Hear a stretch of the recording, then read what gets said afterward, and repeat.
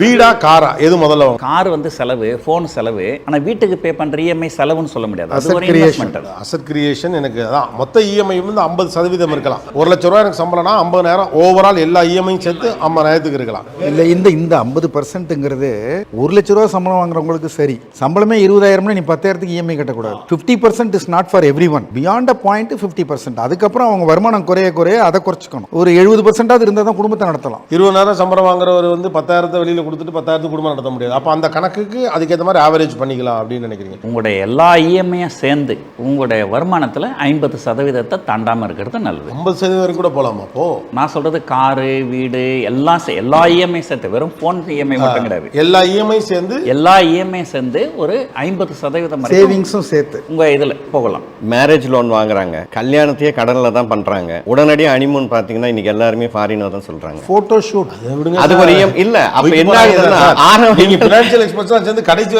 அப்படி பார்த்தீங்கன்னா அவங்களோட ஆரம்பமே கடனில் ஆரம்பிச்சது. வாழ்க்கையோட ஆரம்பமே கடனில். இது முக்கியமான பாயிண்ட். அதாவது கல்யாணத்திற்கு ஆகும் செலவை நீங்க எப்படி பார்க்குறீங்க? ஏன்னா இன்னைக்கு ஒரு மேஜர் எக்ஸ்பென்சஸ் அதில் வருது.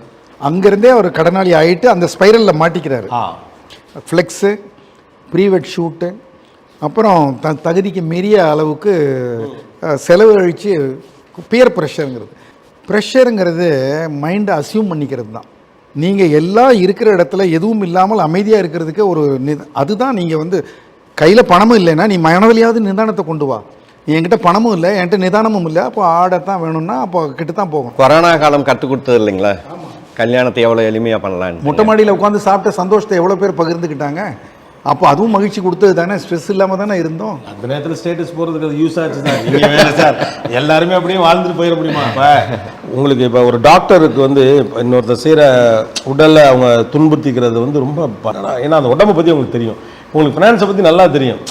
எங்களுக்கு இந்த நேரம் மகிழ்ச்சி அவ்வளோன்னு தான் தெரியும். மனிதனுடைய வீக்னஸை எப்போதுமே ரொம்ப வீக்காகவும் பார்த்துடவும் முடியாதுல்ல.